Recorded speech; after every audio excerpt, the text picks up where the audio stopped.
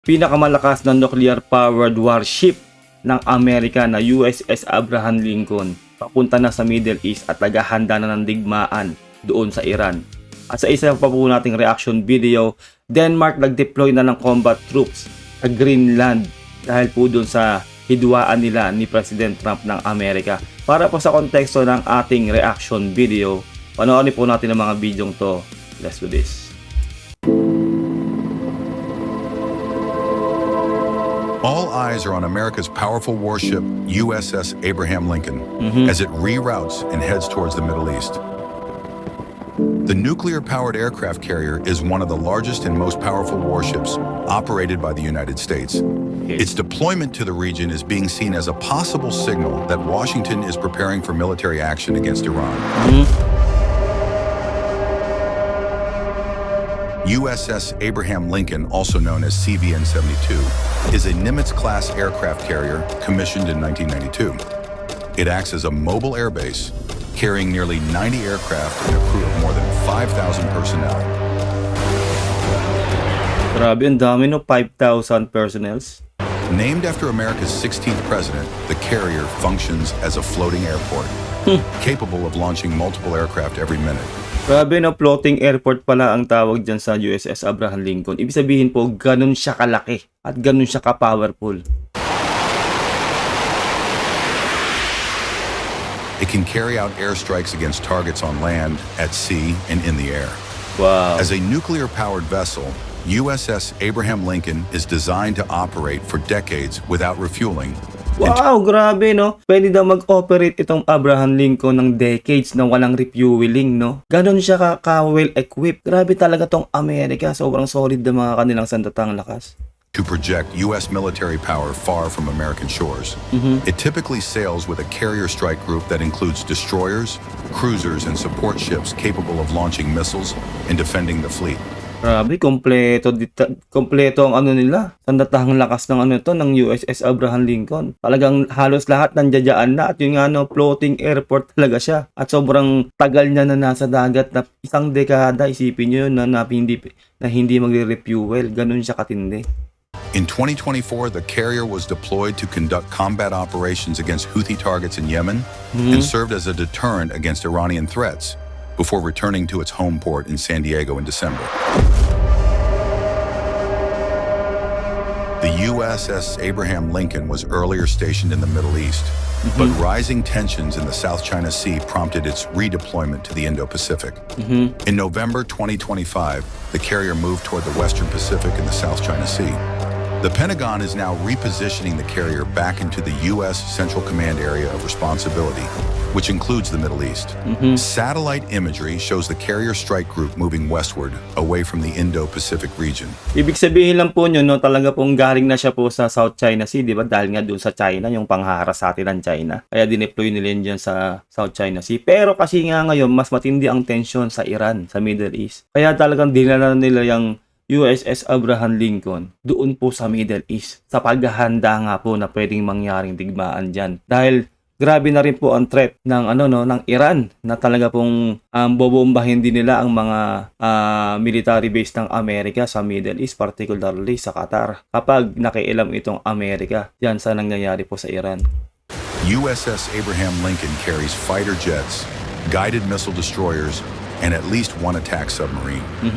If President Trump plans to strike Iran, he may have to wait. This is because the carrier, along with some of America's key strike capabilities, could take at least 5 days to reach operational range. Earlier, Trump had moved a carrier strike group to the Caribbean to pressure Venezuela. But that move has since backfired. While most carriers are now returning to their original positions, the reshuffling has reduced the U.S.'s immediate military options against Iran. When President Trump decided to pressure Venezuelan President Nicolas Maduro, his first move was a show of naval force. At least 8 U.S. military vessels were deployed to the Caribbean. The presence of the USS Gerald R. Ford, one of the world's largest aircraft carriers about 280 miles north of the Venezuelan coast, triggered fears of a rapidly approaching military attack. Well, para sa akin, no, talagang sobrang history po nung ginawa ng Amerika dyan sa Venezuela. At yung ginawa rin ng Amerika, kailan lang, no, sa mga nuclear facility ng Iran, yung tinatawag po nilang Operation Midnight Hammer. Isipin nyo yun, dekada po yung itinayo ng Iran na nuclear facility nila. In 32 minutes lang po, winipe out po yun ng mga B-2 bomber ng Amerika. Ganun po katindi. Kaya para sa akin po, kapag talaga nagsimula na po to, matatalo po tong Iran. No, unang-una, napakalakas po ng Amerika at sobrang hindi talaga nagbibiro itong si President Trump na pwedeng mangyari dyan sa Iran. Yun nga lang po, hindi po natin masasabi kung talagang marami pong magiging collateral damage dyan. Dahil halos nasa buong kalye po o nakakalat po talaga yung mga nagpo-protesta ng mga Iranian dyan. Sana lang talaga ay onti lang o totally wala po talagang madamay na mga civilian. Dahil po, syempre, alam naman po natin pag-atake ng bomba po ay wala pong ano yan. Wala pong doon lang babagsak yan o doon lang yung distraction niya, sobrang lakas po ng mga B-2 bomber ng Amerika. At sana nga, kung maaari, ay talagang walang madamay na kahit sino man ditong civilian na walang kinalaman. Those fears were confirmed when the U.S. pulled off an audacious attack in Venezuela's capital Caracas and captured Maduro. Yes. Now, a similar strategy appears to be unfolding in the Middle East. The United States is moving its naval firepower closer to Iran, signaling heightened military readiness and raising questions over whether a strike could be imminent. Marami nang nagsasabi no na nag-pull out daw yung mga eroplano, pasaka yung mga personnel daw dyan sa Qatar. Syempre ano po yun, hindi po yun kaduwagan. Kumbaga, naghahanda lang ang military bases ng Amerika. Syempre nga naman, kapag umatake yun at nakasalansan silang lahat doon, masisira lahat po ng kanilang mga eroplano doon at kanilang mga sandatahang lakas. Kailangan po nila maghanda o umiwas, no? Hindi po totally sila nag-evacuate doon. Ganun po yun. At ito na nga po, pati po itong USS Abraham Lincoln ay nakaposisyon na po dyan sa Middle East. Ibig sabihin lang po nun, baka po yung katulad din po ng ginawa kay Maduro at doon po sa nuclear facility ng Iran, yung Operation Midnight Hammer. Isipin niyo yun, ganun ka successful. Nagkaroon po ng decoy na eroplano na nauuna po yun. Yung mga tatlo yun eh. Tapos yung mga B-2 bomber nasa likod. Diba? Kapag nilin lang nila yung airspace ng Iran. Alam niyo po ba yon? Tapos, nung inatake na ng mga B-2 bomber yung dalawa sa nuclear facility ng Iran, yung isang nuclear facility, yung pangatlo, saka yung pang-apat, tinira naman ng submarine ng United States. Yun nang tumapos doon. In 32 minutes, na-wipe out po ang nuclear facility ng Iran. Ganun po katindi ang galawan ng Amerika. Precise at talagang pinagpaplanuhan. Ngayon po, sa dami po ng mga proof natin na talagang makikita natin na napakahusay magplano ng Amerika nung ginawa kay Maduro at doon sa nuclear facility ng Iran. Nakikita po natin na ito rin pinagpaplanuhan din to ng Amerika tong pag-atake ulit dito sa Iran, dito po kay Khamenei, no? Para matapos na po ang maliligayang araw nito ni Khamenei. Hindi po sila tira bahala, talaga pong pinagpaplanuhan po nila na mabuti yan. Dito naman po tayo sa susunod nating reaction video tungkol po dito sa nangyayari sa Greenland. Denmark nag-deploy na ng mga combat troops para po protektahan ang Greenland dahil nga po alam po natin na mayroon po silang ang sigalot ni President Trump dahil gusto ni President Trump na bilhin ang Greenland. Panoorin po natin to.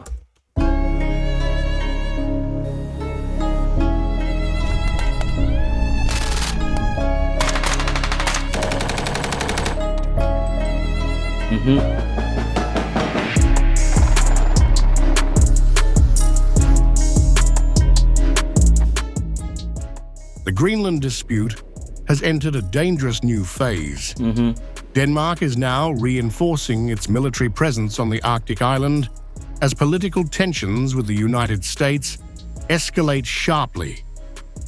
What began as diplomatic pressure has evolved into a confrontation involving trade threats, alliance politics, and troop deployments in one of the world's most strategic regions. Ang sa akin, no, talagang nagpataw na nga rin talaga ng matinding taripa si President Trump sa mga makikialam nga dyan sa issue sa Greenland. At ngayon nga po, nag-deploy na po itong Denmark din ng kanilang mga troops dito po sa Greenland. Ibig sabihin na po nun, lumalala po itong sigalot na to ng magkaalyadong bansa o ng NATO at ng Amerika. Sana talaga mahilot to, no? Alam nyo na po yun, na sana hindi po to mag-escalate into digmaan. Kasi magkakaalyadong bansa po sila at At syempre, nasa isang grupo lang sila ng NATO. Sana mapag-usapan to ng mabuti. At yun nga po, no, meron na rin pong warning ang Philippine Embassy sa mga kababayan natin doon sa Greenland. Na syempre, may gantong pangyayari na hindi natin masabi kung anong kahihinatnan. Kaya pinag-iingat na rin po ang ating mga kababayan na nasa Greenland, yung mga OFW natin doon.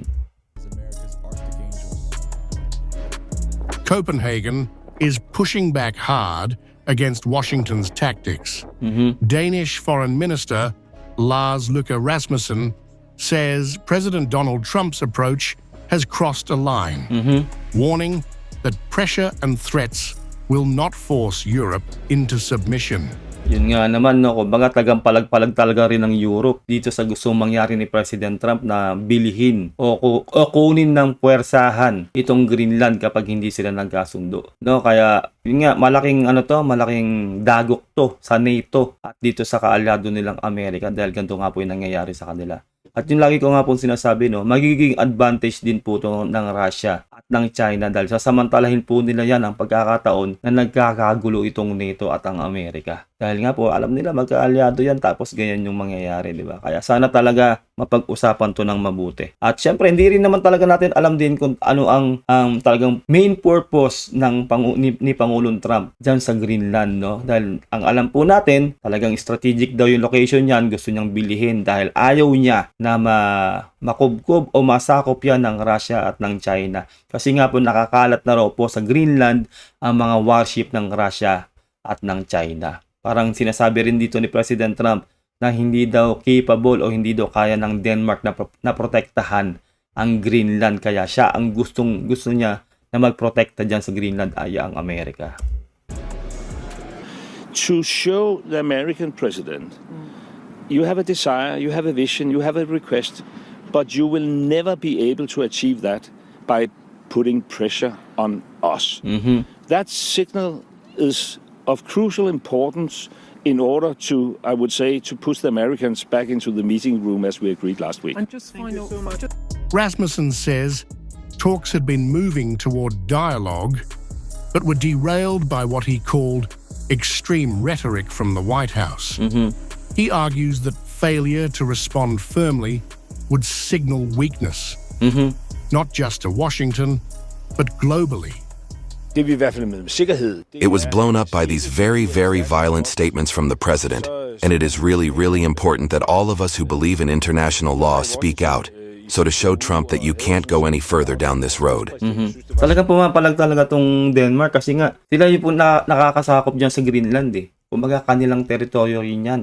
Sila yung may hawak ng Greenland, di ba? Kaya hindi sila basta-basta papayag nga sa gustong mangyari ni President Trump na bilhin ang Greenland. At sinabi na nga rin po no, na ayaw rin talaga ng mga Greenlander o mga mamamayan ng Greenland na lalo po yung terminong bibilhin. Kasi parang bibilhin mo na rin ang kanilang dignidad o kanilang pagkatao. No? Yung terminong bibilhin. Yun po yung ayaw nila talaga. Kaya ito po talaga yung nangyayari dito. Kumbaga tapos nagbitaw pa nga rin ng salita si President Trump na yun nga na kapag hindi nga pumayag at talaga pong marami pong tumuligsa dito sa gusto niya mangyari ay baka gumamit sila ng puwersa itong Amerika para makuha lang ang Greenland. Sana maayos po to. The warning from Denmark is matched by a firm stance from Greenland itself. The island's prime minister has made it clear that no amount of economic or political pressure will change Greenland's position on its future. As the war of words intensifies, boots are now on the ground. More Danish combat troops have arrived in Greenland, officially for winter training.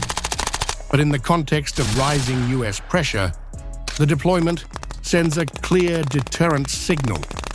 Denmark says the move is part of expanded exercises carried out in close coordination with NATO allies. Well, ito lang po talaga yan, no? Hindi po magde-deploy ng Denmark ng mga troops dyan sa Greenland kung pumapayag sila sa gustong mangyari ni President Trump. Ibig sabihin lang po nun, naghahanda na rin po itong Denmark kung sakasakaling magkandaletse-letse na nga po ang pagkakataon o ang sitwasyon. Di ba po? Para talagang nakaposte na rin sila dyan sa Greenland. Pero alam naman po natin na malakas nga ang Amerika. At pero sana naman wag pong mag-escalate to dahil unang-una marami rin po tayo mga kababayan na OFW na nandiyan dyan sa Greenland. Kaya nga po naka-high alert na rin po ang embassy po ng Pilipinas na talaga pong winawarningan o talaga binabalaan po ang ating mga mamamayan na OFW dyan sa Greenland na mag-ingat. Na triple ingat po talaga sila.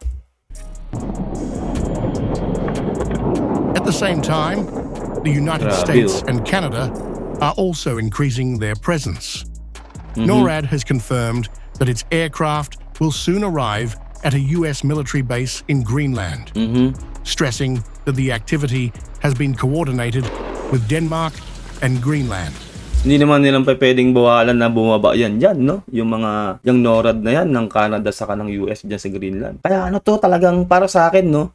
Magulo. Kasi nga magkaalyadong mga bansa sila tapos ganito yung nangyayari. Sila na po yung nag-aaway. Kayo po, sino sa tingin nyo ang mali po dito? Ang Amerika po ba? O ang Denmark? Tama po ba yung vision ni President Trump? O tama din ang sinasabi ng Denmark na hindi sila papayag na makuha ng Amerika itong Greenland?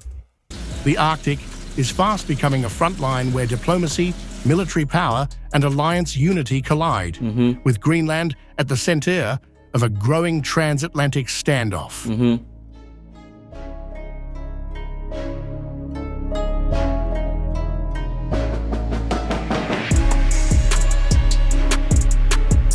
Grabe, todo practice talaga, todo drill talaga tong Denmark ngayon dyan, no, sa Greenland. At nga po yung European Union din po, nandiyan na rin po sila yung Europe, no. Kaya, yun nga, napakagulo. Sana talaga magkaayos tong Amerika at itong Denmark at itong NATO mismo. Kasi magkakaalyado sila, sobrang hindi magandang tingnan ng magkakaalyadong bansa ay nag-aaway lang dahil na po sa isang teritoryo. Ayun lang po, no. Sana nagustuhan nyo ating reaction video at kung nakaabot ka dito, maraming salamat. Mag-subscribe ka sa ating channel kung gusto mo lang itong mga content. Until next time, mag-iingat ka. God bless and peace out. Bye!